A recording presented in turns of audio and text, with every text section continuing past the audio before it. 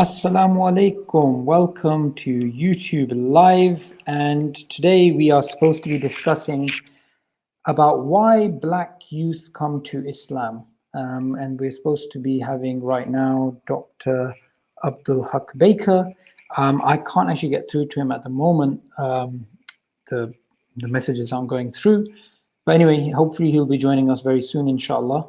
So we can, in the meanwhile, just have a little chat. So let's see who's online at the moment. So, quite a number of you. Walaikum salam, walaikum salam. Let's just do a general chat until he comes. Walaikum salam. Grey Wolf is here. Wasan is here. Rain is here. Muhammad Habib is here. Blasty is here. Putri, Gloria, Tayyiba, Akram, Ali, Murtaza Ahmed. Nice.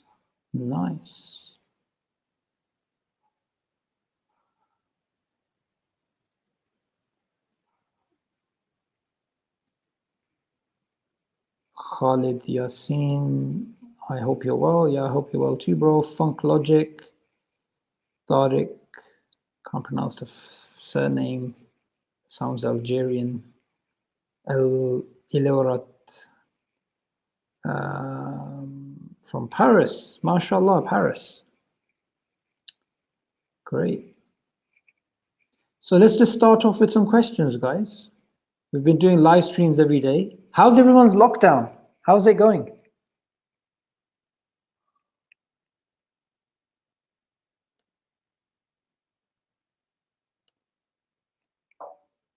Jundullah, really enjoyed your 2080 video.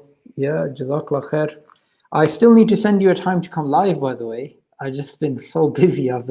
It's you and a whole bunch of brothers I need to contact to make the next couple of weeks to go live every day, but it's not really working. Just been super lazy. Brother Tariq says that he's from Algeria, doing a PhD in Paris. MashaAllah, what's your PhD in? Brilliant. It's always good to hear. Assalamu alaikum. Are you stuck in Pakistan due to lockdown, or are you planning on staying there for long? No, I was planning on staying here till August, and I'm still going to stay here till August, inshallah. That's the plan. But I will be back. Let's see. Jundullah, you're very flexible at the moment. Aren't we all? Everyone's at home. Okay, studying, working. Okay, let's see, Brother Baker. He's not here yet. Muslims never lose hope. We should be able to get through to him, inshallah, soon.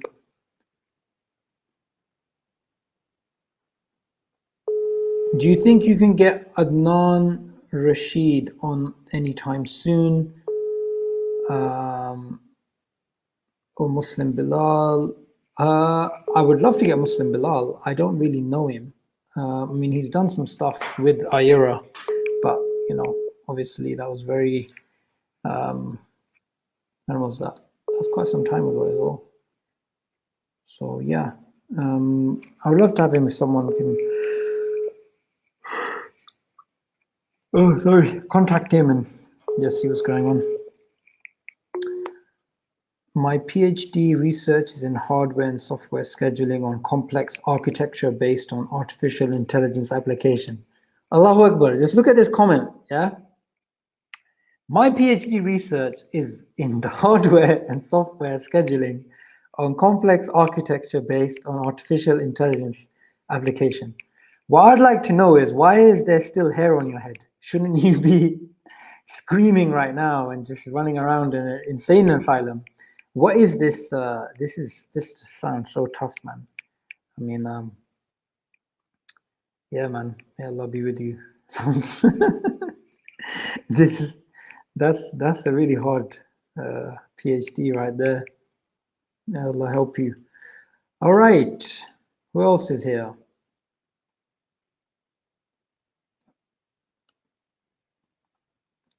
Halima Sultan, Assalamu alaikum. Muhammad Mahir, Assalamu alaikum. So while we're here, does anyone have any questions? Any questions that I can address before we actually manage to get through? Who's coming today? Well, it's supposed to be Dr. Abdul Haq Baker, but I can't get through to him at the moment, and I'm trying to call him and WhatsApp him, but it's not working. So I'm not sure what the issue is. Maybe the internet's gone. Something like that's probably happened. Black youth should look up Malcolm X. Yes, and I think everybody should look up Malcolm X. He's a great inspirational figure.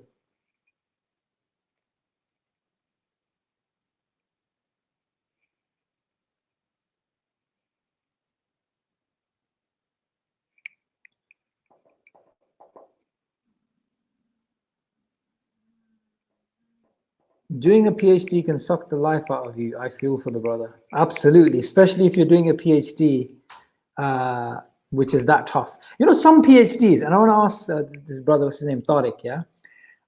Bro, some PhDs, yeah, they just sound so easy. It's like a PhD in the spread of you know, cultural Western ideas in an African village or something. It's just so easy.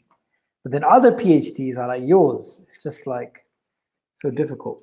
Tech Geek Whiz, Sabur, why don't you write a book? I'm actually writing a book at the moment.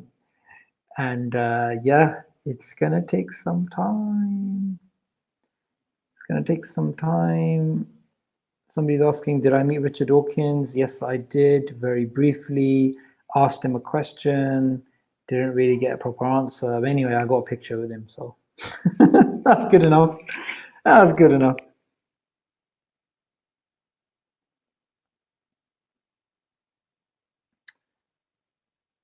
Sabur, how can lawyers contribute to the dawah? That's a really good question. That's a really good question, you know.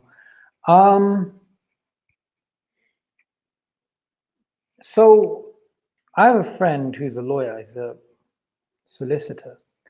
And what he basically does is he uses his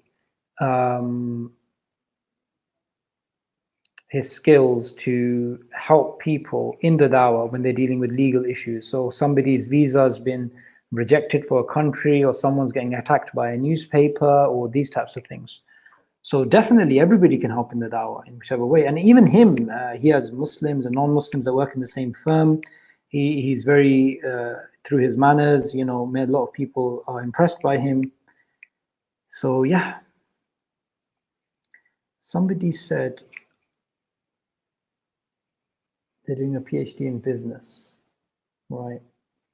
How's that going for you?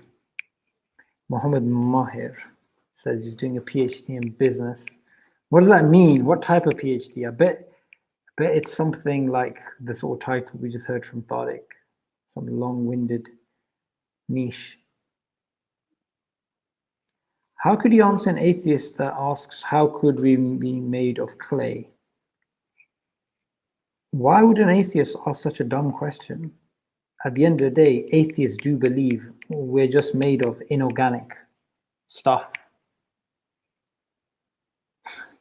Why would they disagree that we're, and Allah doesn't say clay, Allah says dust, Allah says water. So we're made of the natural things around us.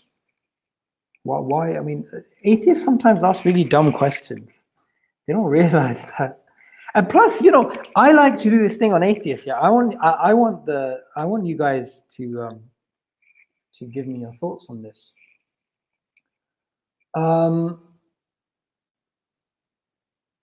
Whenever they come up with some contention against Islam, some intellectual problem or some, you know, moral issue or whatever, you could just simply say to them, yeah, okay, fine. Why does it matter anyway? Oh, Islam's false. Okay, fine, Islam's false. So what? Oh, you shouldn't follow false things. Why not? What do you mean, why not? Oh, yeah, you shouldn't follow false things because it's wrong. Oh, it's wrong? Is it? Is it wrong? So wrong and right exist. So objective morality exists. No, objective morality doesn't exist. So you see, even if Islam's false, even if all religions false, even if God doesn't exist, even if the atheists are right, there's no reason to become an atheist, because good and bad and truth, everything has no value. It's all nihilistic. It's all meaningless. So anytime you're having a debate with an atheist, just have some fun. Stop giving them answers. Stop. They're like, I want a rational argument for God. It's like, yeah, why? Why do you need a rational argument for God? I only believe in things that which are rational. Just say to them, just have some fun. Say to them, why shouldn't we just believe in things which are irrational? Why not? Don't be like, that's stupid. What's wrong with being stupid? It's wrong. It's wrong. It's wrong. It's a moral issue, is it? But moral nihilism. Remember moral nihilism? So the thing is, if you hit them with nihilism, can't do anything. Literally, I promise you this. Anybody here, you can debate Richard Dawkins, you can debate anybody, any atheist, if you know how to use nihilism properly. They try and come up with their nonsense of we believe in progress and science and truth. Just tell them, what the heck? What is that? Like, why does that have any value? Like, well, why does it mean anything? So yeah, nihilism, that's how you just get them. Let's see if Dr. Baker is available. And he is not at the moment. Maybe he's going to be joining us later. Okay, let's see what other questions you guys have come up with.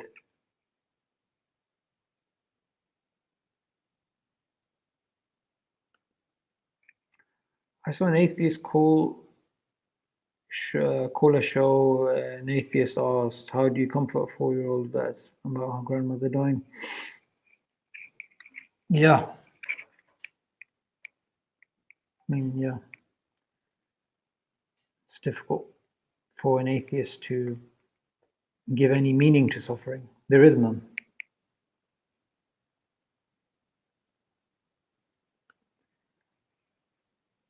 Swale Muhammad says, I have an ex-hardcore atheist, now agnostic friend. Now he says he can find truth through psychedelics.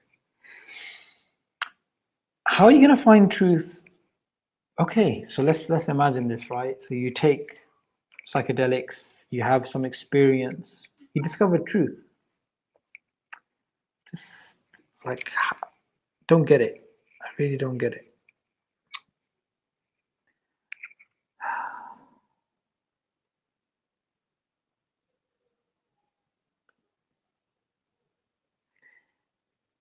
AJ is asking, dream team to debate the 3 atheist horsemen. Okay, brilliant question. I love it. I love this question. Okay, so what would a dream team look like? So you get Sam Harris, yeah, with his, really ridiculous argument of the moral landscape. Yeah, the poor argument in which he would just get ripped apart by anybody who knows a little bit about moral philosophy. Even an atheist would rip him apart. So who would be a good match for Sam Harris? I think a good match for Sam Harris, I think, would be Abdullah Andalusi.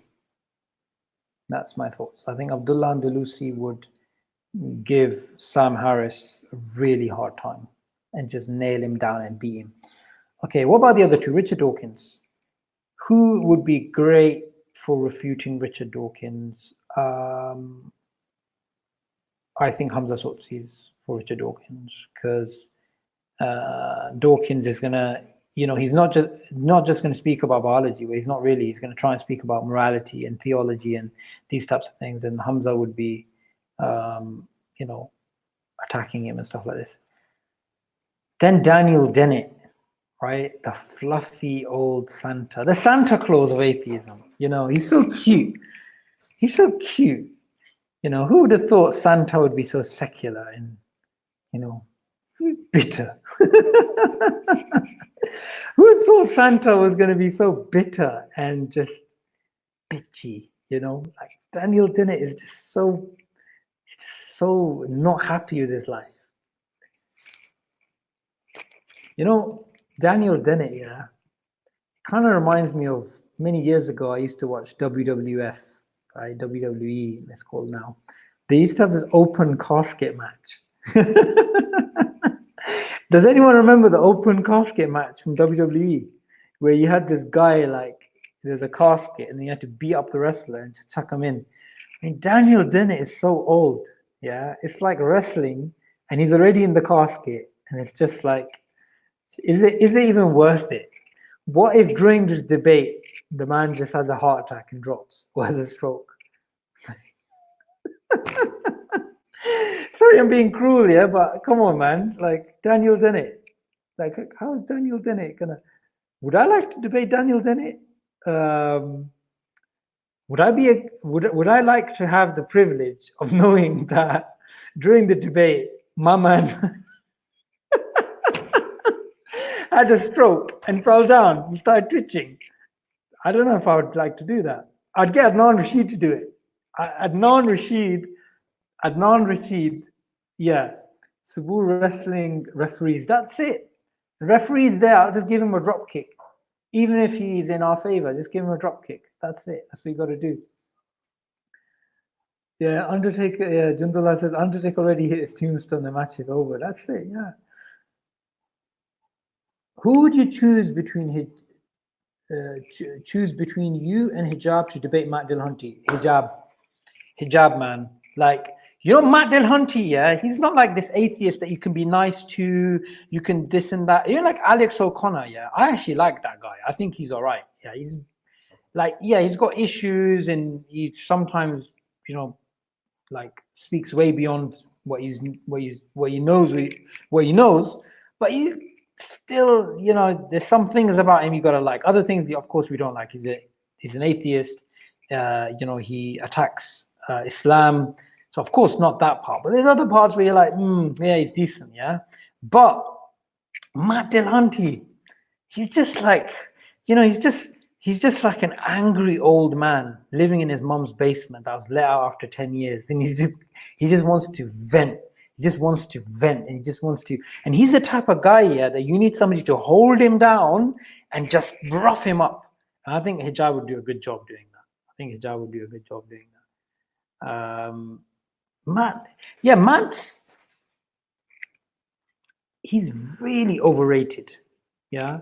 Like, look, I'll be honest with you guys. A dangerous atheist speaker, public figure, dangerous not from the perspective that he has some amazing argument, but he's articulate from the perspective that intellectually he put forward some arguments. You'd really have to think about them. You'd really have to, like, okay, what's this guy trying to get to? Let's do this, let's do that. That's Stephen Law. Yeah, that guy, I give him respect. I've debated him in the past. He's tough. But these other guys, man, yeah, these other guys are, yeah, they're not that good. They're not that good. So I'm gonna go put my phone on charge. Any other?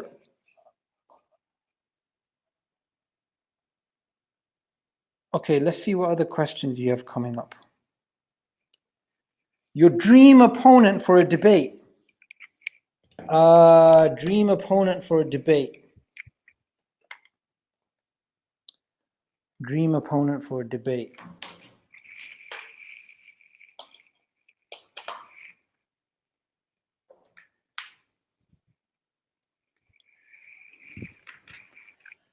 I would love to debate Richard Dawkins on morality and atheism. That would be amazing, yeah? Because I'll be like, so you've been talking about human rights, feminism, humanism, ethics, morals, enlightenment. So tell us, is rape wrong objectively? Like, is that wrong? Like, is it not just as arbitrary as us having 5 fingers rather than 6? Didn't you say that in an interview already? So hang on a second. You're talking about human rights and you're talking about all these liberties and all this nonsense, but you can't even say rape is wrong. What does that say about you? You know what? Yeah, it's just, yeah, Dawkins would be good, man. Okay, let's see. Have your debate opponents ever accepted Islam? No. No, they haven't. And that's not the point of the debates either. People are like, you know, I'm not saying this about you, Fahad, yeah, I'm just saying this generally. People are like, hang on a second, yeah, that guy did not accept Islam, so therefore, like, was the debate really worth it? The debate's not really about the two people. The debate's about the people watching. So if you look at Kraus didn't accept Islam after Hamza's debate. Yet I know of people who became Muslim after watching the debate between Hamza and Kraus, and that was the journey by which they came to Islam. So yeah, that's what it's about.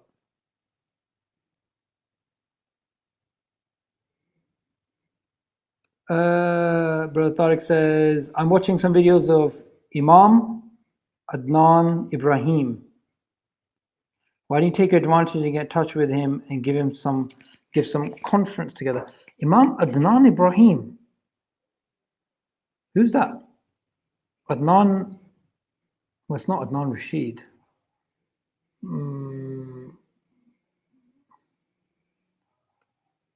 What do you think of Jordan Peterson? Listen, yeah. You know, when Asadullah Ali said the other day that a whole bunch of people, they just jumped onto what do you call it? They just became a bunch of half the atheists basically became Jordan Peterson fans. There's some truth in that. Like, if you think about him, yeah, anything is better than atheism because atheism is so dry and nihilistic. However, when it comes to Jordan Peterson, he's giving people answers to questions that they've never thought about.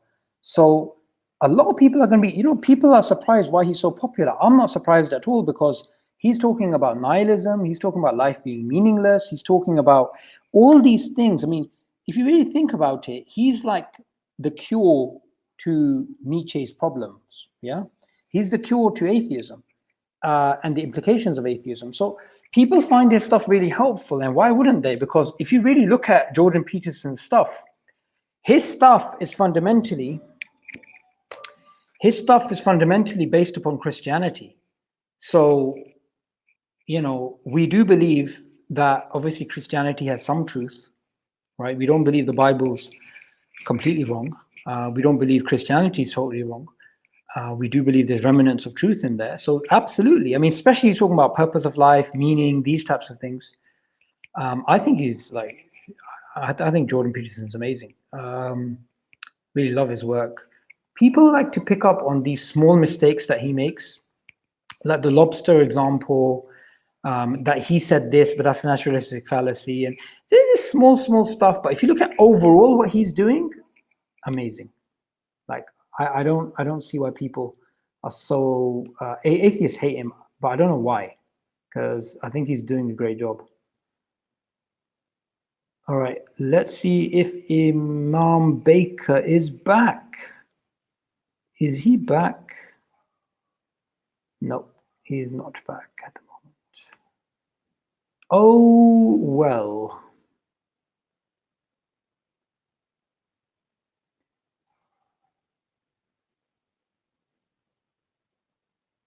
Dr. Gilan would be someone I'd love to see you have a discussion with. Mohammed Habib is saying that. I'm not really aware of his work. I've heard people say good stuff about it. I've heard a lot of people say good stuff about it. I haven't really read it myself, what he says.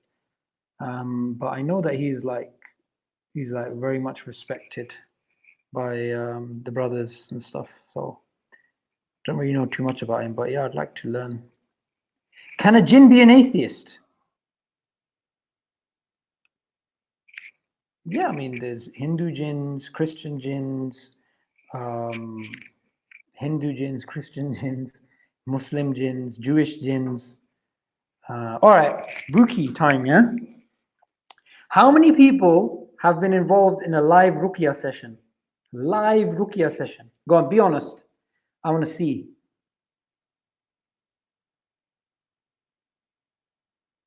Come on. Who's been in a live Ruqya session where a jinn comes out and starts talking nonsense? Who's been there?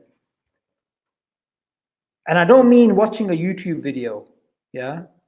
I mean like the proper thing. Who's seen a live Ruqya session? Never. You've never seen it.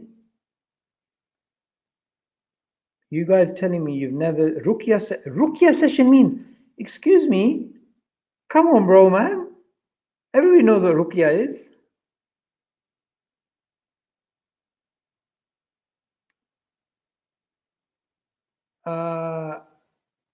Thoughts on Matt Delhunty versus Jordan Peterson.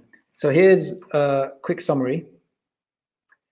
You don't ever pit a academic like Jordan Peterson, who's very intellectual, but not so good on the rhetoric, versus a non-academic who's excellent at rhetoric.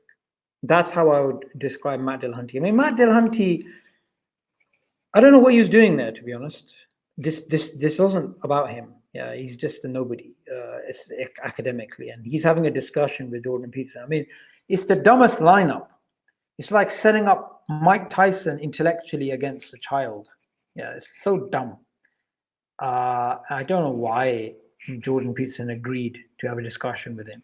And these atheists are sitting there thinking, yeah, that Matt Delhunty won. When how could you win if life is nihilistic, if life is meaningless, if objective morality doesn't exist? Everything's the same.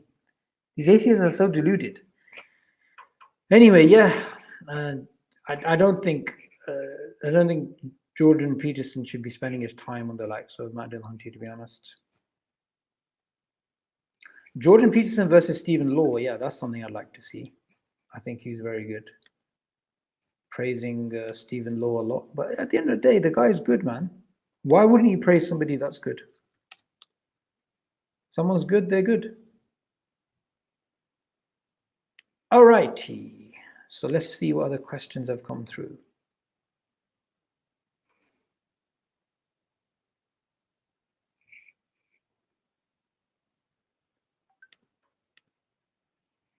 Why do atheists, Catch-22 is asking, and by the way, thank you for your comments. I usually find your comments are quite good, especially when you're bashing atheists. Darwin Delusions, why do you think atheists play the agnostic victim card? You either believe or you don't. Very good question. Okay, so there's two people and they're having an arm wrestling match. They're having an arm wrestling match, yeah? One opponent's trying to go this way, one opponent's trying to go this way, yeah? And in the middle of it, one guy goes, ouch, ouch, my hand hurts, please let go of my hand, and they let go of their hand, yeah? That's what this is, yeah? You're like, all right, do you believe in God? No, I don't believe in God. Well, they're having a debate. While they're having a debate, it's like, well, I didn't say I don't believe in God. What I meant was we don't really have enough evidence for God. A lot of the time, especially when these militant atheists and new atheists are using these arguments, it's pathetic. It's just why turn up to a debate if you don't have a position? Why would you leave your house if you're not wearing clothes? Why? I just don't get it. Either debate or don't debate. This whole nonsense about, oh, we don't really have a position. Well, if you don't have a position, sit down and have a sandwich. Yeah, don't turn up at a debate, waste our time with your nonsense. And by the way, have you ever seen these people on their own? Yeah, when they're sitting and talking to their own audience. And by the way, back there, every Asian house has to have plates inside glass things, right? Gotta have it. So if anybody's wondering what the hell that is, that's what that is. Okay. So what was I saying? I was saying something. Then I got distracted. What was I saying?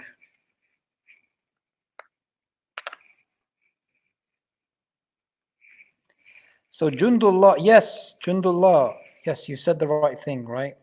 So this is exactly what Krauss did in his debate with Hamza, came out so strong and ended up saying, we don't know. That's it, exactly. Now, when they're with their own audience, they're like, there's no God, it's all nonsense, it's that spaghetti monster. When they're in a formal debate, they're like, well, I didn't say there's no God. What I actually was trying to get at is that we have a lack of evidence that there is a God. So they change their position completely. They're just cowards. If they're truly agnostic, Why would they blaspheme against God? Why would they make fun of God? Why would they joke about God? Why would they joke about Jesus and make things like the life of Brian and all these? Why would they do that? They're not really, I mean, they're not really agnostic. They like to, and people who are agnostic, Charles Darwin, he's who you describe as someone that is an agnostic. He flat out was an atheist near the end of his life. Prior to that, he was a deist, but he flat out said, I'm not an atheist. That's an agnostic. Yeah, not these other people.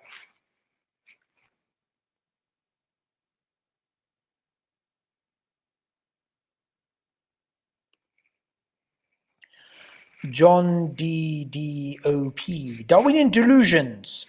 I think it's really weird to think that humans without a fitra would even think about God or worship. Like religion itself would have never been invented without fitra. Your thoughts?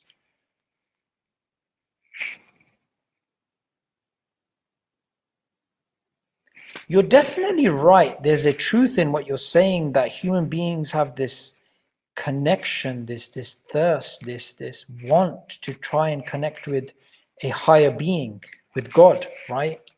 And that's what basically gets colored by society and culture and philosophies and ideas, and then it comes out in the form of various different sort of religions.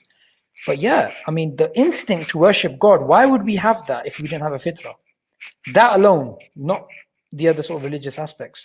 Absolutely. And why would we do that? From a naturalistic perspective, belief in God is detrimental, even though they try and give their explanation, evolutionary explanations for its benefit.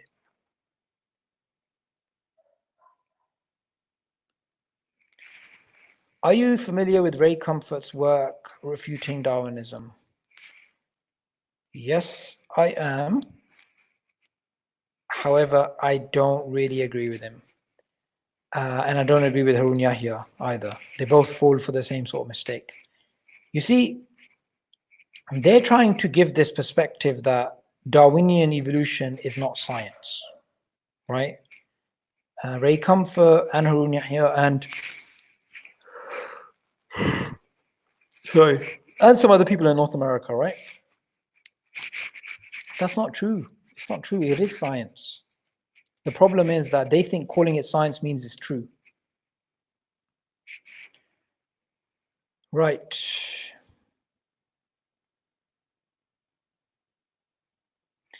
You know this Imam Murrah? Everyone keeps saying Imam Murrah, Imam Murrah. Like, who is this guy? I even asked somebody on Facebook, yeah? Somebody made a joke about Imam Murrah, yeah? I was like, am I missing out on a joke here? Like, who is this guy? Like, can anyone like help me out in the comment section? Who the heck is Imam Murrah and why does everyone keep talking about him?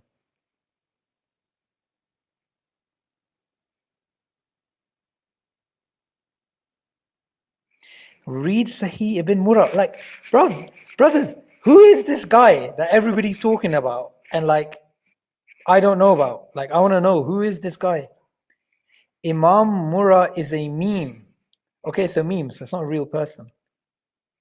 Sabur, how can you not know? Like, how am I supposed to know? Like, I've just seen this quite recently, like a lot of things about Imam Murrah. Like, I'm like, what the heck is this? Time traveling? You should ask Fareed. Did you not watch Fareed's response? Time traveler, teacher of Jalaluddin al-Tuburi.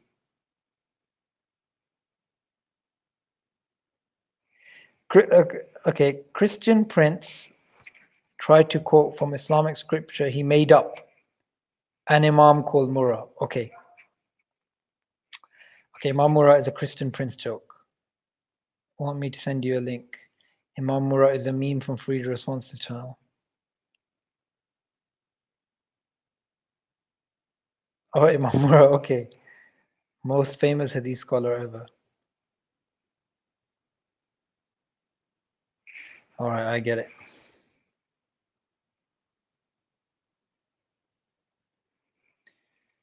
Right. Very interesting. Let's see if there's any more questions. Well, there are questions, but in comments, but I'm trying to answer the ones that I want to. I mean, some questions that people ask here, it's like, What's your view on sectarianism? It's like, that's never a good thing. What's Allah's view on sectarianism? Why does my view matter?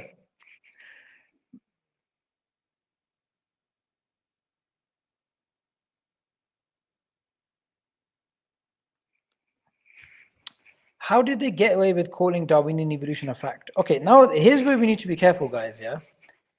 Darwinian evolution is a fact from a scientific perspective, because in science you go with the best naturalistic explanation that you have, and the best explanation that they currently have that fits the data from a naturalistic perspective is Darwinian evolution. Therefore, Darwinian evolution is a scientific fact, right? Scientific fact, in the same way that the eternal universe, static state theory, was a scientific fact. Yeah, it was the most accepted theory. That's very different to how we use fact in everyday language. We mean fact as something being true, being literally true, being undeniable. Darwinian evolution from that perspective is absolutely not a fact. So that's the difference you need to clarify.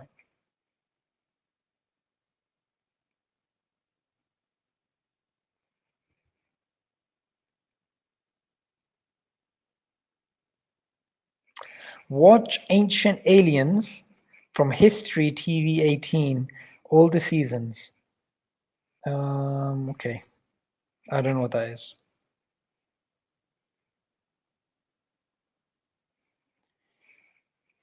Very good question from Mukeet Khan. Before I answer the question, I put it on the screen. Let me just go back and see if we can get into contact.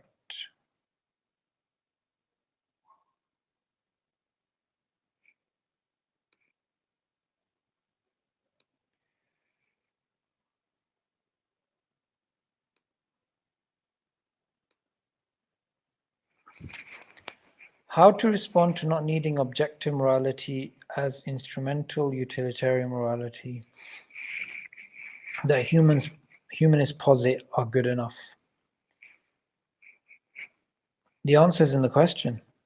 How can something be good, like literally good, if objective morality doesn't exist? You see these atheists, yeah, they just hide behind all this sophisticated language and rhetoric and technical jargon, when in reality it's all subjective. So anybody you're debating, just bring it out to them.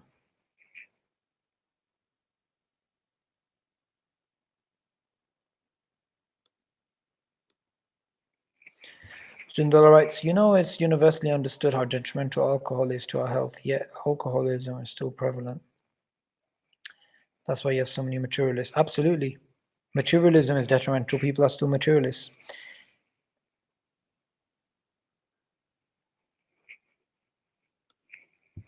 Darwin delusion. Why do you think atheists think pain overrides pleasure when it comes to morality? Why is the pain of the one being raped more important than the pleasure of the rapist? Very good question. They would say it's because we would say pain is good. Pleasure is good. And Alex would say, well, if everybody says pleasure is good, then that becomes objectively true that pleasure is good for us, even though it's subjective. I guess that's how they would do it. But they cannot define harm. Yeah, that's true.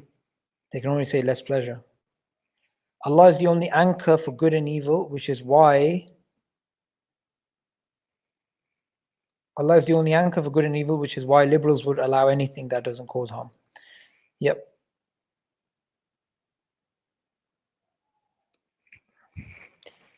Any thoughts on Alex O'Connor's The Sly Circularity of the Kalam Cosmological Argument? I don't have any thoughts on the Kalam Cosmological Argument anymore. I used to a few years ago look into it, but I stopped because it's very deep and philosophical, and the contentions and the counter contentions and everything goes back and forth.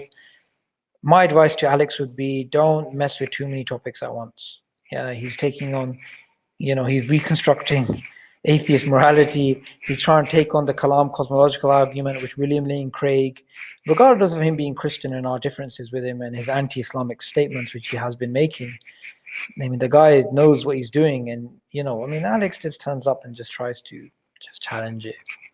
I mean, come on, man. Is that even worth responding to?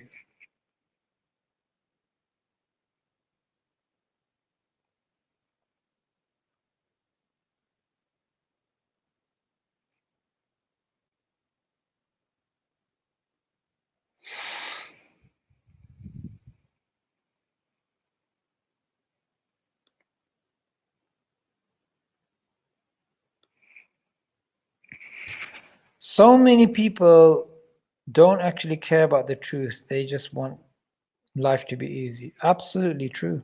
Absolutely true. Right.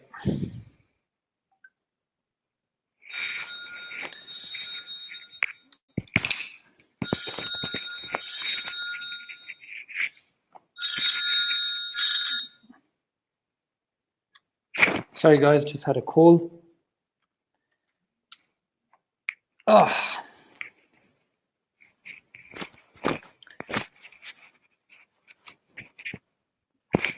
I'm having a really relaxed live session now because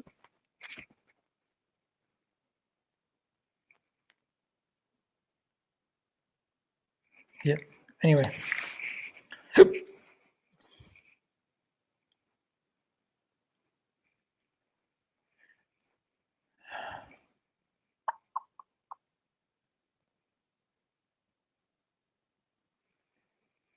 The stream you had with Eddie, Hijab, Mansoor, Hashim was brilliant. Yeah, I loved it. I mean, Eddie, I love his stuff. Many years. Probably Alex called you. I don't know. Someone called me. Let's see who's online.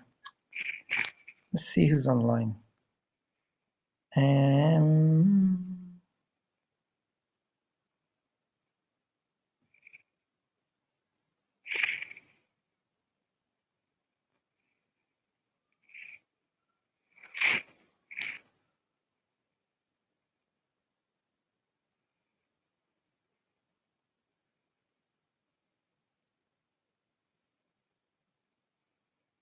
Should I just send the link to somebody and just force them to come online right now?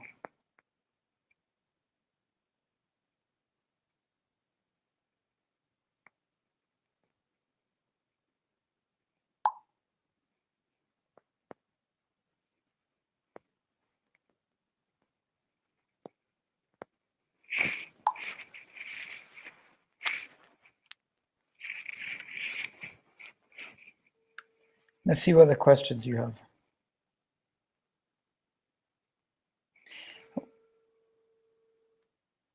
Make the live stream with Muslim skeptic Daniel.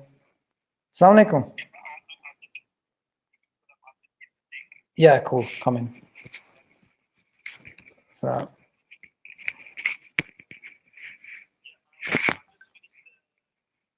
yeah. So, can you check your WhatsApp and click on the live? Oh, okay. So I'm just getting Arsalan Hadayat to come onto the live.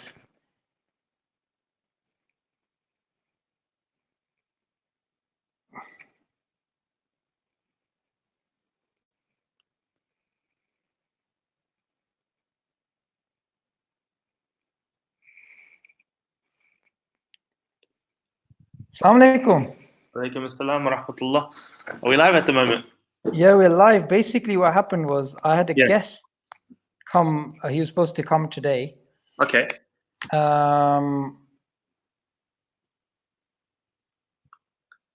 Yeah. Oh, sorry. I'm just checking my the message I got. Yeah, the guest coming in today. Yeah, and then they couldn't. I couldn't get through to them. So I was thinking, if you're free, we'll just do a live Q&A. There's quite a few people here. Just let me have the charger on. Yeah, that's fine. That's fine. Just go do that thing. That's it. We managed to get somebody online.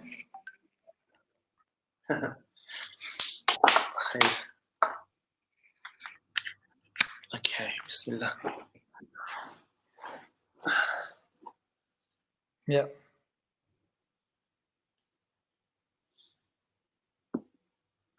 Yeah, so basically that's it, bro. We were just like, okay, let's just do a live chat because you know, it's the best utilization of time, I guess. So what's it called? Tonight, inshallah, on Muhammad Hijab's channel at 7 o'clock UK time, Arsalan, Hadayat and Hijab, they did a video on East Turkestan, the Chinese occupation of East Turkestan, the history of it, all this type of stuff. And yeah, Arslan's here live. If you have any questions. Okay, so somebody's asking, how did you meet Arslan? Well, funny enough, I haven't met him yet. We only met through online. It's when I started searching to find somebody that I could interview about East Turkestan, I looked and I found Talk to East Turkestan continuously. I mean, I saw their videos didn't really have many views, but I saw every day there was a video. It's like very, very busy. So I contacted the brother. What's his name? Abdul Ghani Sabit. Abdul Ghani Sabit, yeah. And then he basically said that, okay, my English is not too good to speak to this guy, Arsalan. And then I messaged him, and then, you know, he was kind enough to come on the live. So that's how it all started. Yeah. Question from Jundullah. What particular messages do we need to get in the heavy circulation online for people to know about the Uyghurs? Okay, well, basically that it is a Muslim Holocaust. I mean, if you remember the Jewish Holocaust, they had a big remembrance thing yesterday. Like I think it was Remembrance Holocaust Day or something like this. I made a video about it, and we tend to just, you know, do these sort of sentimental or this novelty kind of, let's do it a moment of silence or a minute of silence. But if we were to really remember those people that died under Nazi rule, you would do everything in your power to stop that. So finding information, I mean, it's worth, because it's not just one, they're Muslim, but they're also human beings. Yeah, we got in our, there are estimates anywhere between 3 to 5 million human beings in concentration camps going through unspeakable tortures. And there was an issue, I'm not sure if I ever spoke about on this channel, but I didn't get quite time to speak on the interview that we did yesterday, but halal organ harvesting, you know, like, and this is unheard of. And it seems like every day the Chinese get more and more creative with how to torture and oppress people. And recently, this corona, like how they've dealt with the coronavirus, just goes to show how if they don't care about how they deal with other people, other citizens of the world, just look at their own citizens or what they're going through. And so, taking the time to go through that information, taking the time to, I mean, it's definitely worthwhile. I mean, even what happened to the Jews, it took a good 5 or 6 years for, you know, the Allies to, you know, come together and take action. And hopefully we don't take that long, because our children are being adopted away to Han Chinese families, and in 10, 20 years time, there will be nothing to fight for. You know, if, for example, somebody commits a murder, and it's one murder, then it's hard enough to keep that under wraps, because if the person is stupid enough to say the person's not even dead, like they don't try and blame somebody else or blame an accident, they say no one even died. The fact that there's relatives of that person haven't seen that person is enough reason to doubt their story. Now with the Chinese CCP regime, they're so stupid that they think incarcerating millions of people on rotation in these camps and then calling it vocational camps and pretending everything's fine, when people are coming out of the camps looking like skeletons. There's a video I saw of a woman whose husband came out of a camp and he looked honestly like something out of Bosnia concentration camps, and then she starts crying after, like, you know, seeing him. It's like, are they stupid? I mean, this whole thing exposes to me, you know, the naive totalitarianism. It's not sophisticated. It's so dumb. It's so blatant. You could see it. Recently at the United Nations, there's an American senator who was speaking about the Uyghurs, And every time the Chinese delegate was interrupting and asking him to stop, right? I don't. You've probably seen the video. Yeah. And I was like, if you want to do damage control, for God's sake, this is the worst way of doing damage control. Let him talk, then say it's fake news. When you keep interrupting him, you just sound dumb. And those, I mean, the thing is this, have you seen that reporter, Arsalan, who tried to ask Trump a question? Yeah. She's pretending not to be from the CCP regime, and she actually was, because that Felix News, whatever it's called, is owned by a former Chinese officer. It was so blatant. It was so blatant. It wasn't even subtle. It's almost like they're just stupid. It's like I can't explain it any other way.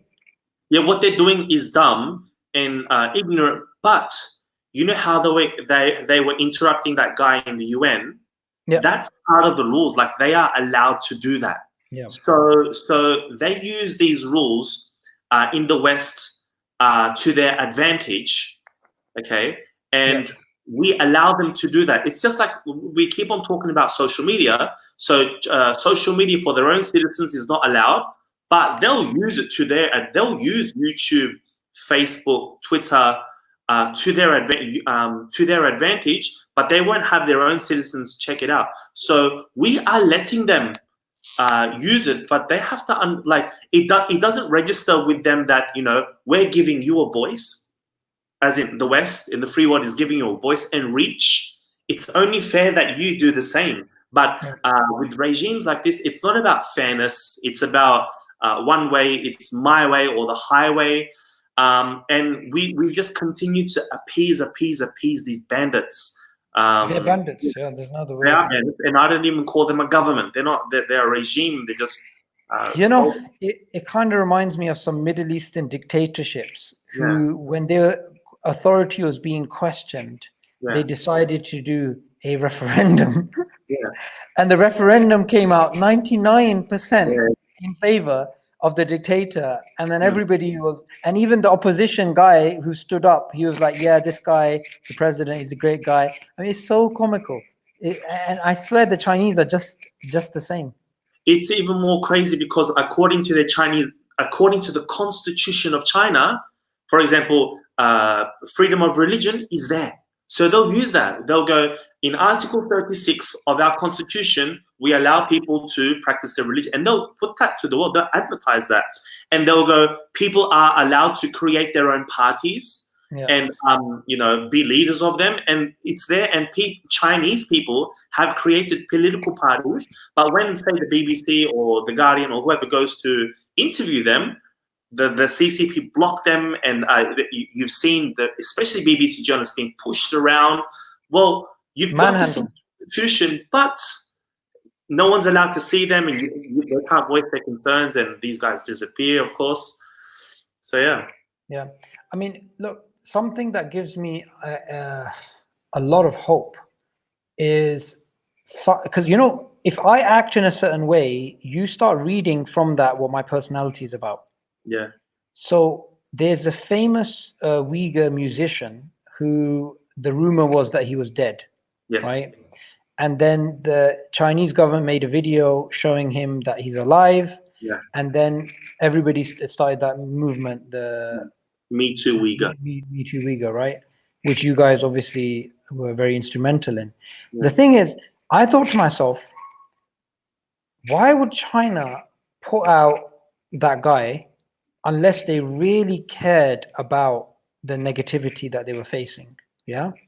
So there's definitely some people within this CCP government who are like, guys, we're getting slaughtered online. Guys, we need damage control. We need this, we need this, we need this.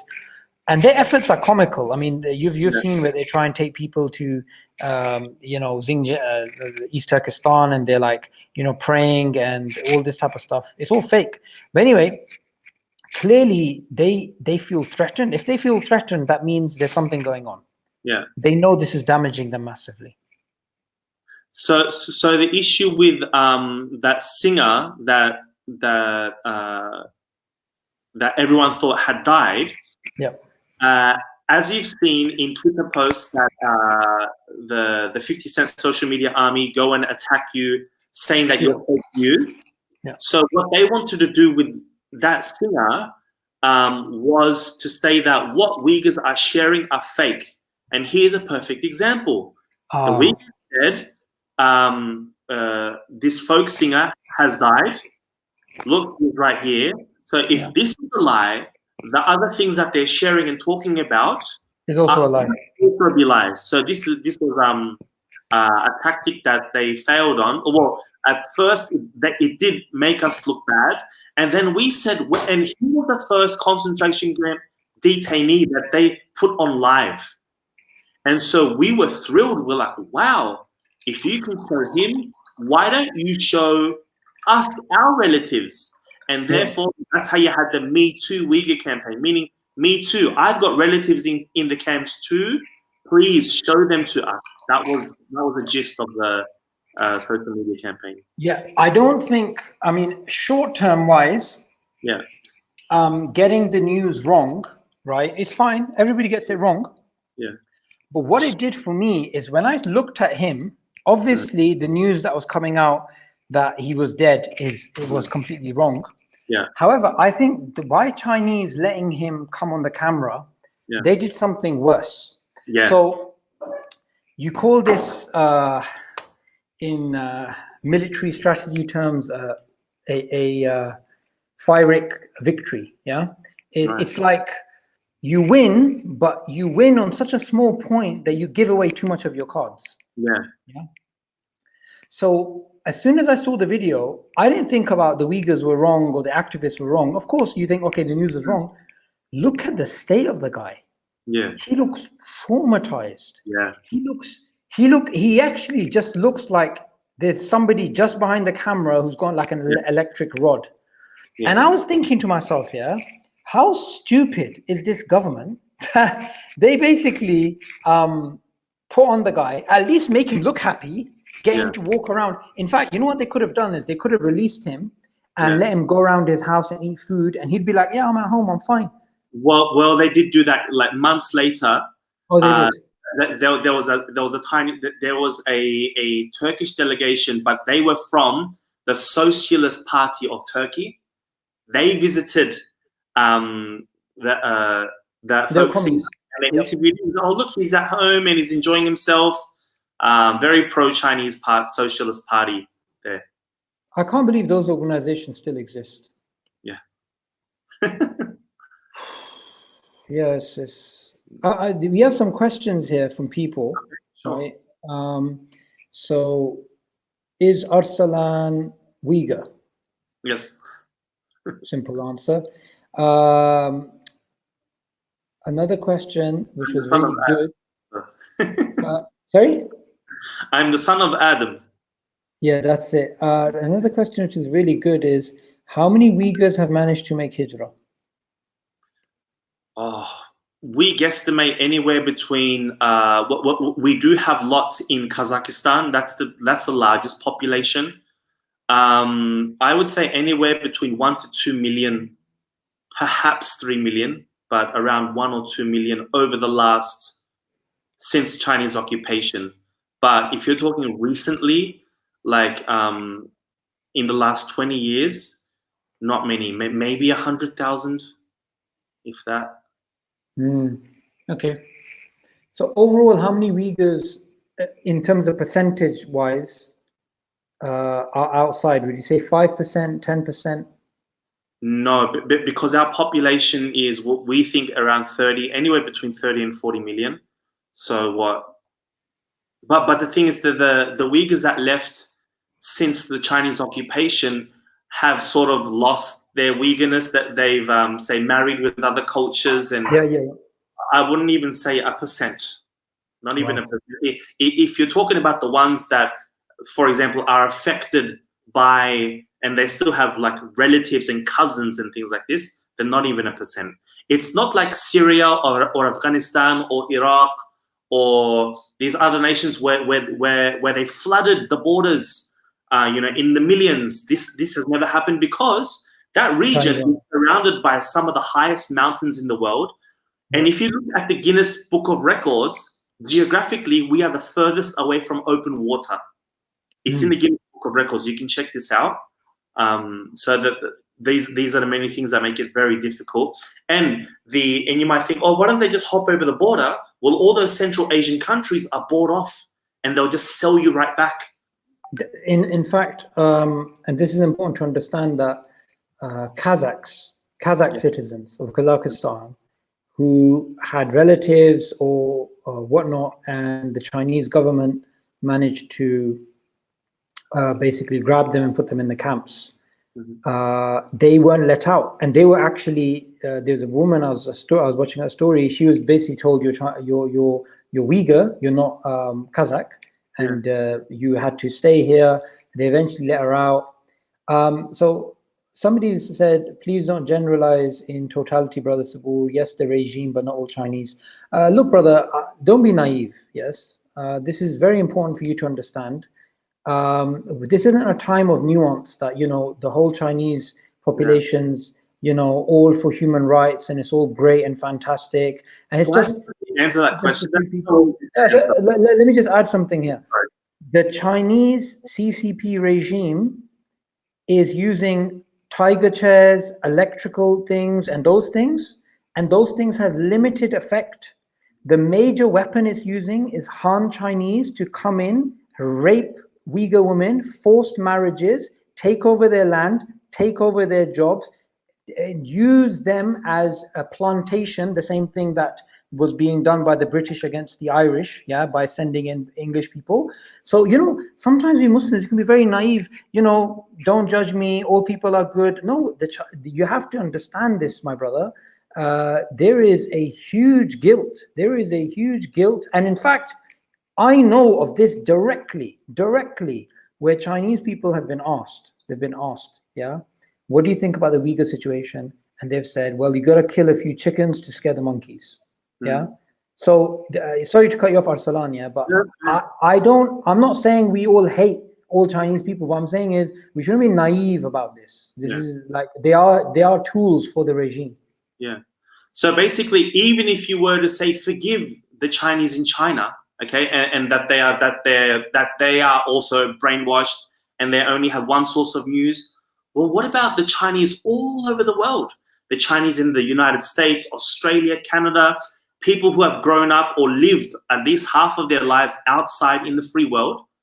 How come they weren't speaking out for the Uyghurs? Because Uyghurs are technically Chinese citizens. They should have been speaking out on this, like they were speaking out against Hong Kong, like they were speaking out against other things.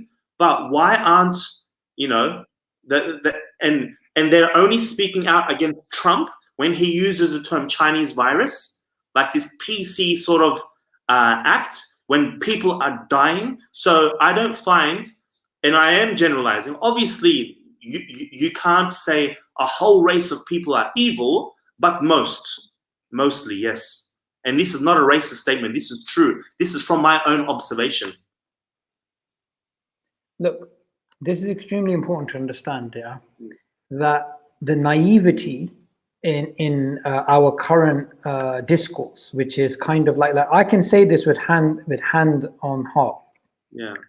When the Iraq war took place, I was 15 years old. It was 2003. I went to protest against it in London. There was at least 1 million people there. The vast majority of them were non-Muslims. Right? It was very clear where the British population stood. Very clear. In fact, in America, it was kind of the opposite, but I make an excuse for them because they were angry after 9/11 and they were fed a lot of propaganda, and there were still people there who were anti-war, and they didn't just want to go in and massacre the Iraqis. They were told this is in self-defense, XYZ. When it comes to the situation in East Turkestan, the first point to know is that's not China. That's not China. So the millions of people that are migrating to Xinjiang, they know fully well this is not China. They're not stupid. If you can reverse engineer drones, computer chips, all this type of stuff, iPhones, and then, we were supposed to think you're dopey and you don't have access through VPN to all these. You need these Chinese trolls that are on Twitter and all these things, right? They do have access. People do have access. So we're not advocating hatred, racism towards Chinese people. No, but this idea that, oh, it's just a few bad apples, like, no, the whole system it's not just Muslims, Christians, Tibetans. What's that religion? Falun Falun Gong, yeah. All these people are persecuted. So, Yeah. of course, even as Muslims, we're both Muslims. Never be racist. We can't say all Chinese people are like this. That's But right. and we do agree, the Chinese people are the key to creating a situation like in Tiananmen, where that's the best route, where basically we have a uprising like in Tiananmen, the Chinese government, CCP government falls, you get something democratic, you get something secular, but something with human rights and transparency. That will be the best case scenario. Yeah, because they won't be able to stop. I mean, anybody, you see, I really truly believe if the Chinese wanted to and they were intelligent enough, they could have assimilated the Uyghur culture through a carrot approach. Yeah, by incentivizing, by doing this and doing this, but the brutalization, they will never accept it now. Yeah. Like I mean, I even think about this. Yeah, all those Uyghur children that were taken away, they look Uyghur. They don't look Chinese, right? And eventually, one day, inshallah, they'll see that we're not like these people. And Arsalan, I want you to answer me this question. Yeah, when we're about to go into Ramadan,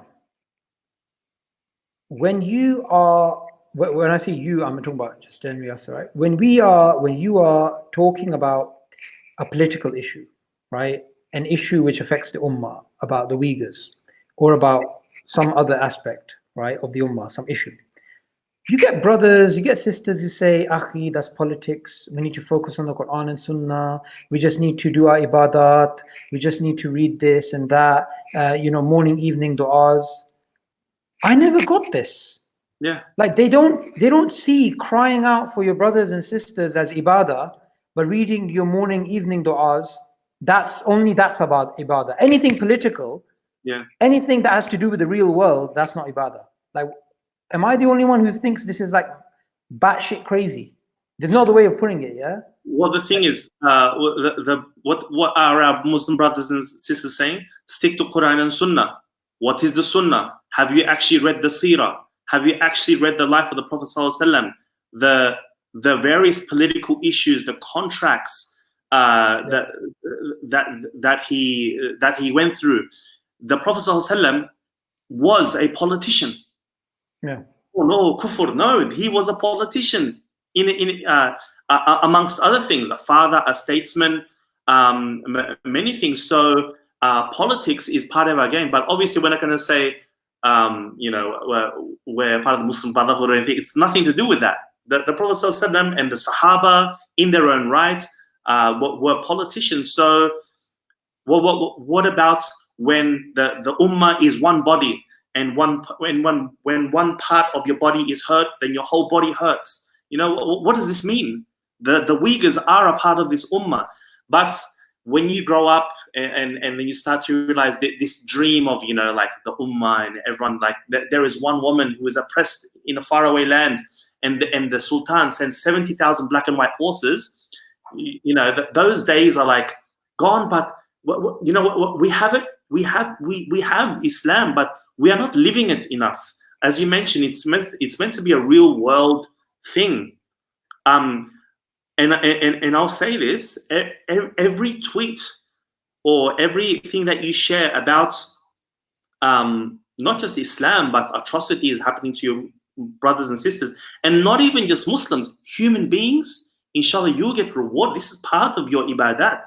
This is part of the struggle. And I would say this to you, Arsalan. I would say, if you think that's Islam, you don't understand Islam. Yeah. I'm sorry. I don't care which scholars you're listening to. I don't care what ijazah you have. I don't care which institution it came out of. If you think that's not ibadah, you don't understand Islam. Yeah. You honestly don't. Yeah. And the brother Honor has put this comment, and I totally agree with it. Sabur, this really annoys me. It's simply colonization pushed into deen. Absolutely. Absolutely. So they want you to have religion at home, yeah? Yeah.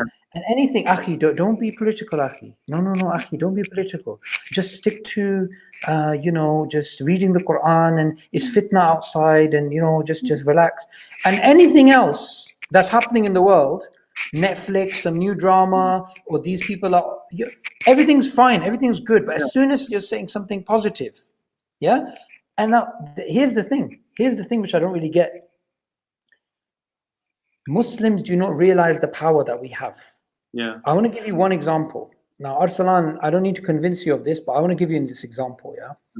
So we have Indian, and I have nothing against Indian people. And look, Indian people, Chinese people, I'm just giving examples here. Yeah? Indians who are living in the Middle East, who are making anti-Islamic comments on their accounts, yeah? They were making it for years, getting away with it, saying horrific things about Islam and the Indian Muslims. Now, guess what happened? In these Arab countries, they pushed the line because they started making fun of Islam, not just Indian Muslims, and they started making fun of Arabs. So that one of them, he said something like, Arab women, they haven't had organisms in years, some stupid thing like this. What happened is those governments came down hard, they arrested them. One guy, he made some comment about Islam, people started reporting him, and he literally, and I saw the screenshots, he's asking people, please forgive me, no, please don't, this, that. These people got arrested. To the point, even a princess of one of these countries, she got involved. Her name is Qasim something, right? I don't remember her name, it's something, Hind Qasim, whatever. So she got involved. Check this out. When this was happening, NDTV, which is one of the main Indian TV channels, it brought her on for an interview, right, about these tweets. And the Indian Prime Minister made a tweet about, coronavirus doesn't affect different religions. So basically, the pressure got to the Indian Prime Minister, got to their media, but the pressure was external. It wasn't internal. In India, they say horrific things about Muslims. What we got to understand here is, I promise everybody here, if the noise that the Muslims make for Palestine, if we make 5% of that noise for East Turkestan, the Chinese will not be able to continue this operation. Remember, they're not rock solid. They do crack. They do have to let in people. They do have to put on a face. I'm saying 5%. At the moment, we're not even 0.1%. We're not even 0.1%. And I know I'm going to get under people's skins, and I already have, because somebody was upset when I made this comment earlier about East Turkestan. I'll say no. I'll be happy to say it. East Turkestan is much worse than Palestine, is much worse than India and Kashmir. One Kashmiri guy, he said, what you're saying, we're not going through oppression, right? He left this comment. Yes, that's exactly what I'm saying. Compared to East Turkestan, India is going through nothing. Kashmir is going through nothing. Palestine is going through nothing. Afghanistan, Iraq, Syria is going through nothing. Libya is going through nothing. Why? Because when the Americans took over Iraq, the Americans did not make Islam their enemy. They just wanted oil. That's what they wanted. They just wanted oil. The Muslims had the luxury of getting involved in a sectarian war. They had a luxury. You go into East Turkestan, if the Chinese government were killing the Uyghurs, I would say the situation is the same as Palestine or Rohingya. But they're not. They are making them kuffar. And that's far worse than dying. That is far worse than dying. Exactly. You were talking about weapons. It is law. Even in restaurants and butchers, you're not allowed to have like knives or anything on their own. They have to be chained by law. If a health inspector walks into your restaurant or butchery and they see that your knives and cleavers are not chained up, your store is shut down. So we don't even have knives and nothing to defend ourselves. So we're basically sitting ducks. There's no groups. When 3 people come together in a group, straight away they are arrested on site. So not even 3 people can come together to talk about. They could be able to comment. Not even that. So forget coming and even protesting, nothing. And because we have no Western media on the ground. In Palestine, there is Western media on the ground. We talked about this before. Every rock that is thrown, we know if an IDF soldier shoots down a person and eventually, becomes martyred, we know what school they went to, we know what job they had. They are given a funeral. In a video that I mentioned, I haven't sent it out yet, but our bodies, the bodies are not given back to us because there is evidence of torture, so they just cremate the bodies.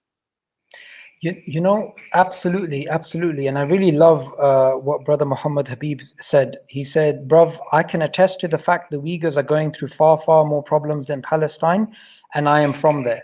Jazakallah khair. I didn't even know you were from Palestine. May Allah make things easy for you. But I am going to say this thing. Yeah. People may not like it, but I'm going to say it. Israelis have human rights organizations which have Jews in them who fight tooth and nail for the rights of Palestinians. Look them up. Yes, we may want to say all of Israel and all Israelis are evil. We may want to say that. Go and Google it yourself.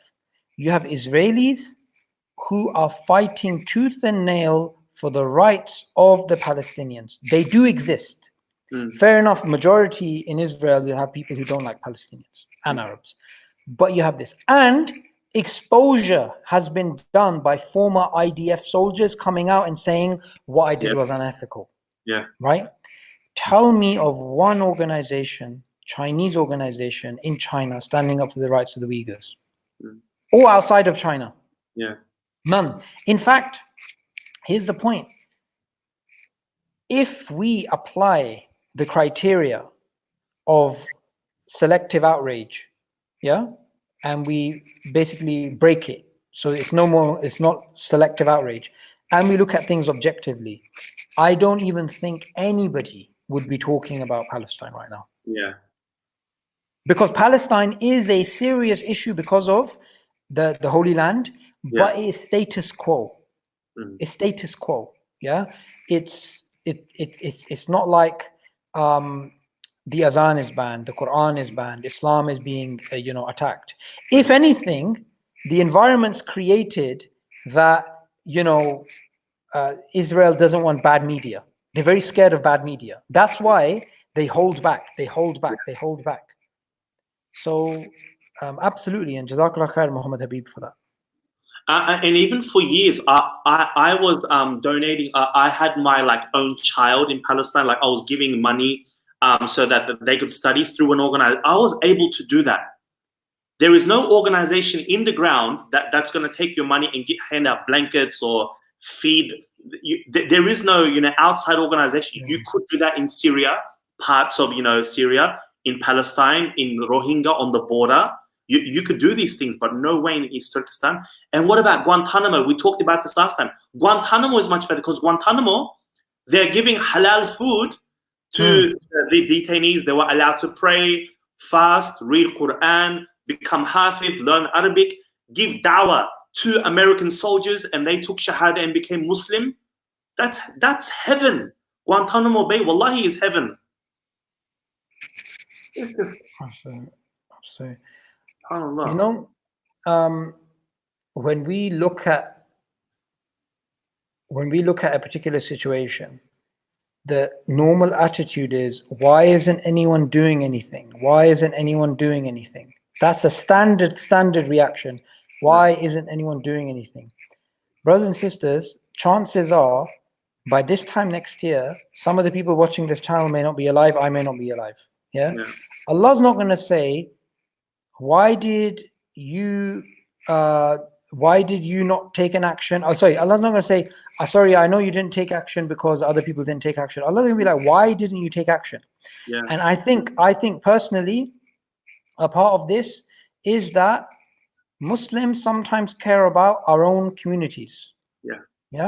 So an attack happens in Kashmir against Kashmiris.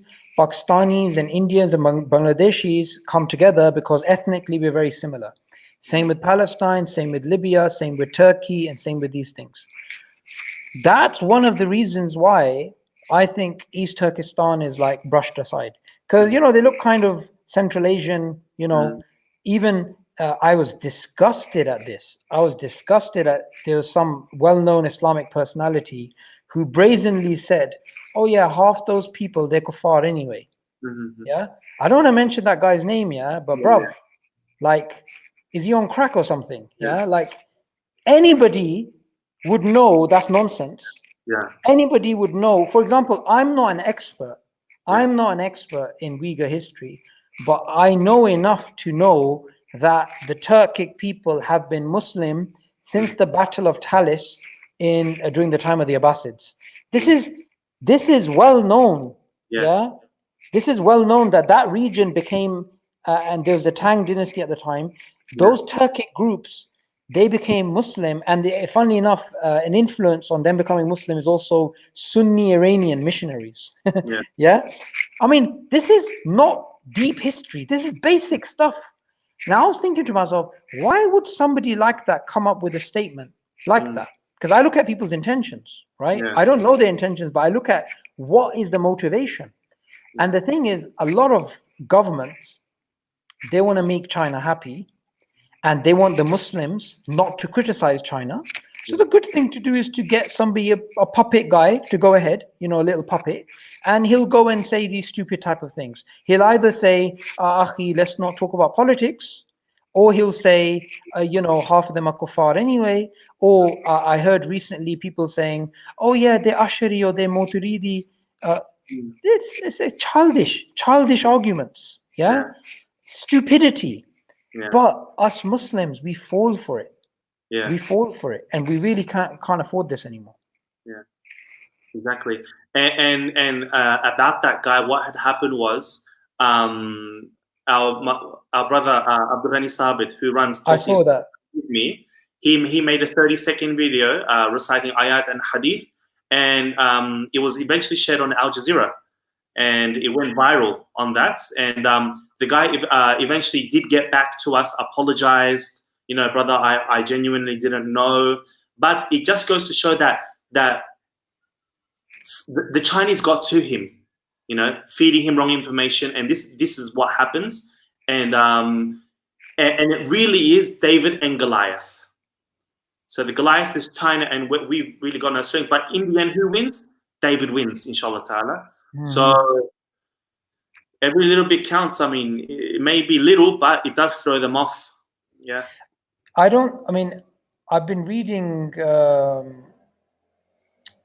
recently, the 2080 principle, the book, right? No. 2080 principle, well, basically it's a book about 20% of actions leads to 80% results. Right. Yeah. So you don't need to have, and it's a very famous principle in business and productivity. You see, one of the things is a major action, a major world event is the accumulation of lots of small things. Yeah. It's never somebody does something and World War II takes place, or World War I takes place, or something great. Like if you look at it, right? Trump is an old man. Yeah. He recently had a whole, before he became president, there's all these scandals, the scandal with the woman that he paid off and all of these types of things. But Allah decreed that he comes to power. Muslims were not really happy with him coming to power, but I want to really say this, and you guys are going to think I'm crazy.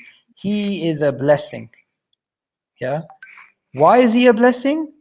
Because he's been open and vocal about China. You see, previous presidents, they may have been liberal, more pro-Islam. He's more anti-Islam.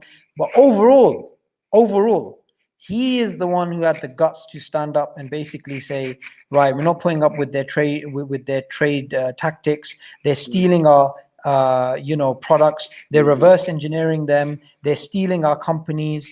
They're doing all of this. He started the trade war. Now, the thing with the trade war is he was using the Uyghur issue to poke them. Then he came close to a trade deal, and analysts were saying things are about to go back to normal.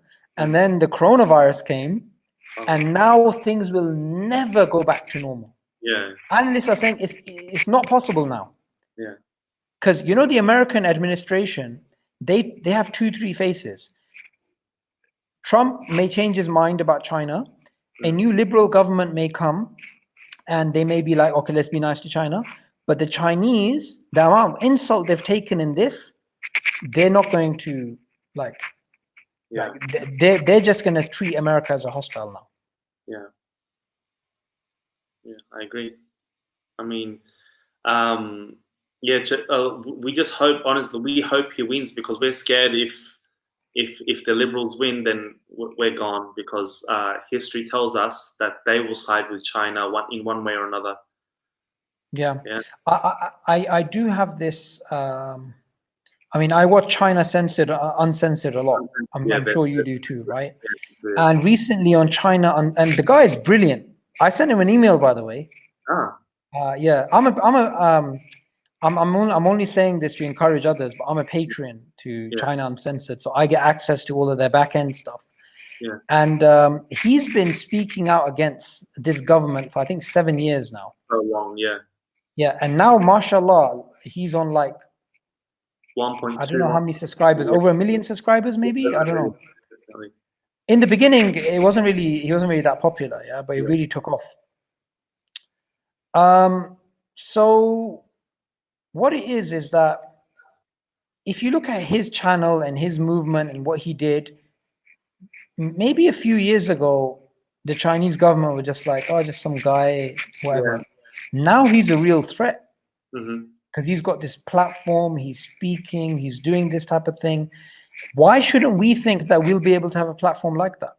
Exactly. Anyway, on his channel, what I was getting to is that he recently spoke to a politician who was basically saying our anti-China strategy is beyond parties. We have Democrats with us, we have Republicans with us. And that's a first. That only really happens like during wars, where you get liberals and Democrats coming together. But he even gave examples of where liberals are on the side of the Republicans in terms of China. So, inshallah, I mean, when is the next election anyway? I think it's November or December this year, is it not? Yeah. Yeah, something. Yeah. Okay, so wait, hang on 1 second. Let me just get this call. Assalamu alaikum. Assalamu alaikum. Assalamu alaikum.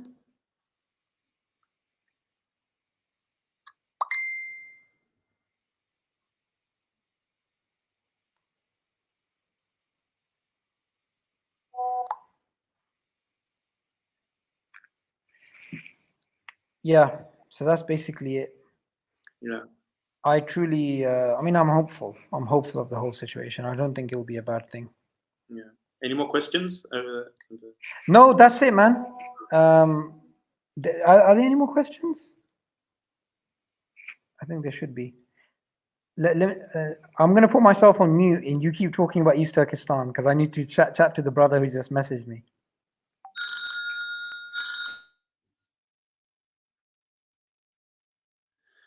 Yeah, so guys, brothers and sisters, so in East Turkestan, you know that Ramadan is coming up.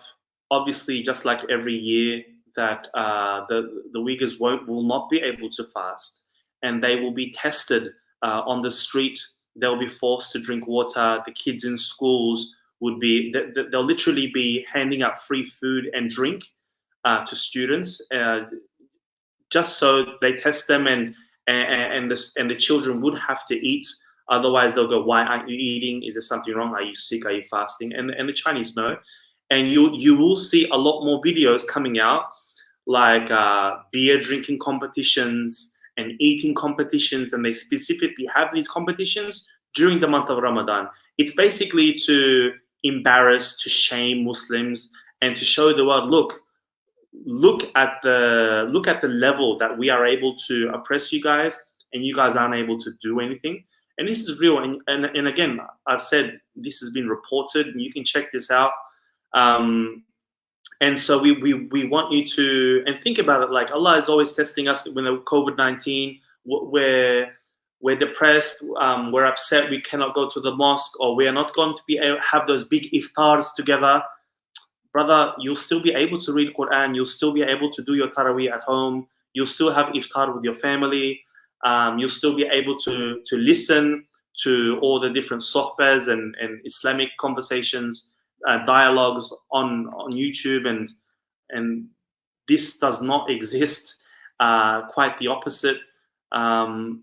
But certain scholars around the world have given fatwa that Uyghurs in that situation, that they still do their niyyah for the fasting in the morning, and if they are stopped by authorities, that they do drink and that they do have whatever the authorities that they give them, and they just continue fasting, and that Allah knows best, inshallah they will be rewarded, because they are in a situation where they cannot fast, and perhaps even their ibadat, any dhikr that they do in their hearts, would be even more than any sort of ibadah that we do in the free world.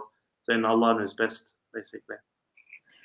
Absolutely, absolutely. And Jazakallah khair for that reminder.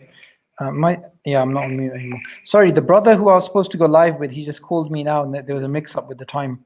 So I gave him a new time. I'm going to do a new live stream with him, inshallah.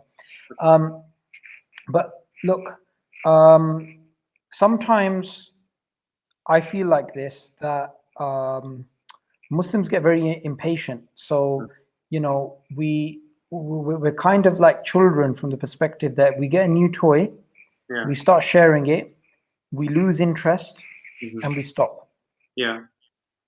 Brothers and sisters, with East Turkestan, it's got to be consistent, it's got to be loud, it's got to be continual, it's got to grow. It's not a situation which is going to get better by us being silent. In many ways, I don't speak out against other issues, Rohingya, Israel, Syria. I don't.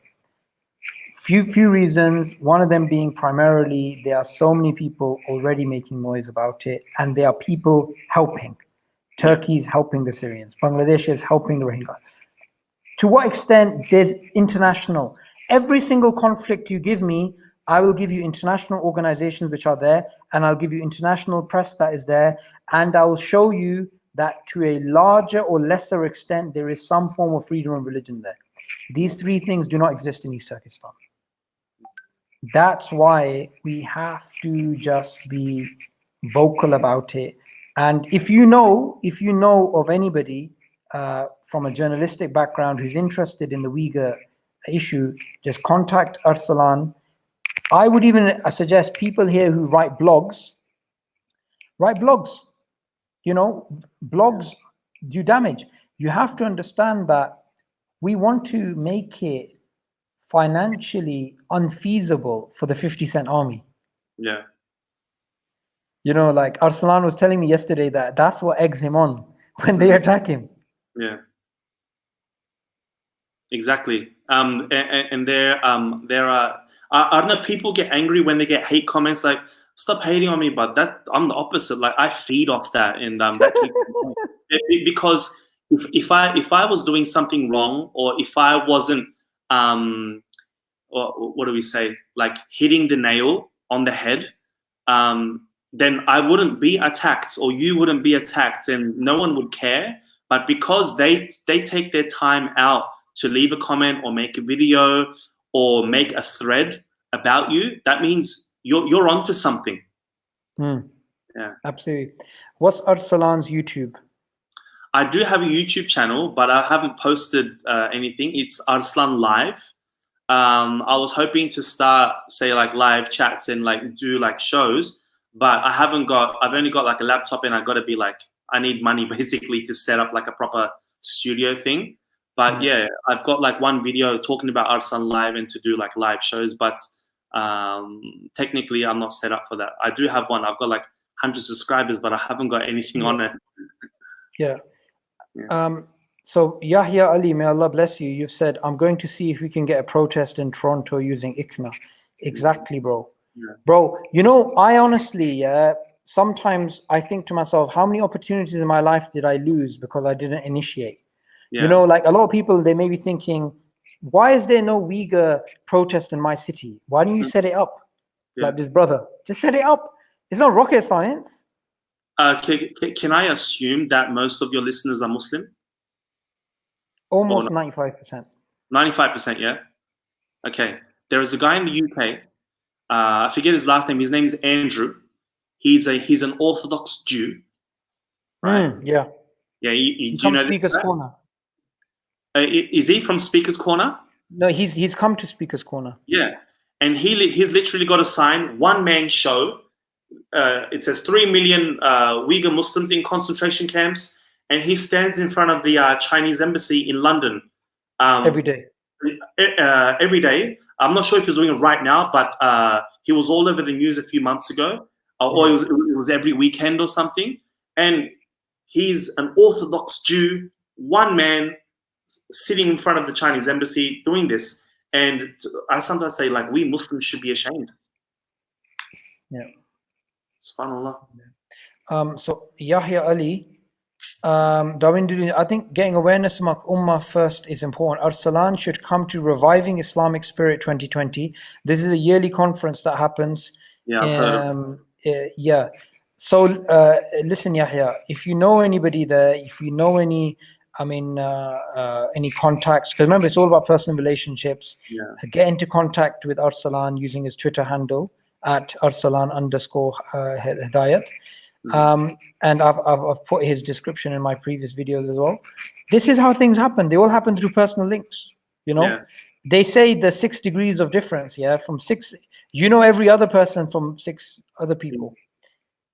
Okay, now obviously I just sort of kidnapped you to put you on this channel randomly. Yeah, but that's because you know, I thought, why not use the opportunity anyway. So I'm going to have you again, but I want to discuss a particular topic this time. So last time we covered, the first time we covered East Turkestan. The second time we covered the China culprit or carer. The next time I want to bring you on, which is probably going to be after Ramadan now, is to do. Actually, not after Ramadan. It's probably best we do it within Ramadan. It's just that Ramadan gets busier with other guests and stuff. Yeah, sure. What I want to do, inshallah, is social media strategy for the Uyghurs. Because at the moment, what's happening is Twitter, this, that, Facebook, lots of noise, which is good, and it creates pressure. But something I'm thinking about is maybe if I get you to get me some people who are camp survivors, right?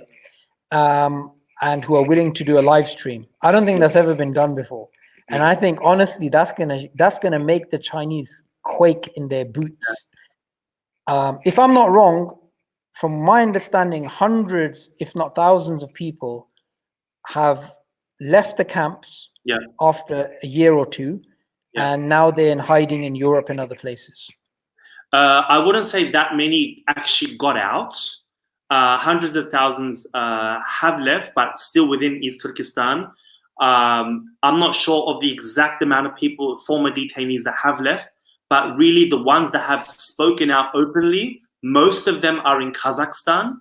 And the ones that you saw about the woman, Gulbahar Jalilova, she's currently residing in Turkey. There's 1 or 2 in the United States, a couple in Europe. So there's like a handful.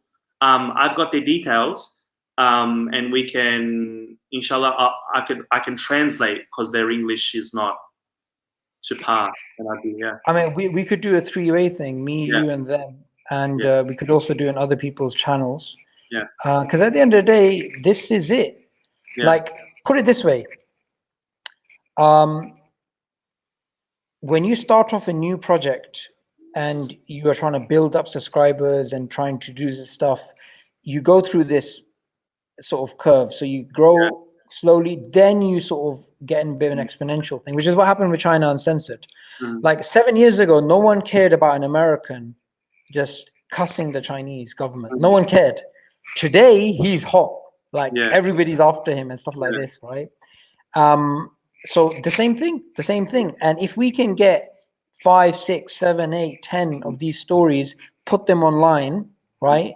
The Chinese, they're going to be scared. They're going to be worried. They're going to start attacking us back. And that's what you want. Okay, so just to end upon, we're going to go into Ramadan, and probably the next time I'm going to speak to you is probably second week of Ramadan or whatnot. What's the advice that you can give us in Ramadan to help the cause of the Uyghurs? what's the advice that who am I giving the advice to? The Muslims. The Muslims. Well, obviously, number one, it is the month of Ramadan. Make lots and lots of dua. Obviously, make dua for all the oppressed peoples in the world, but especially make a special dua for your Uyghur Muslims, because, as we mentioned before, they're going through the worst oppression in the world. And do what Allah has given you. Do real world things.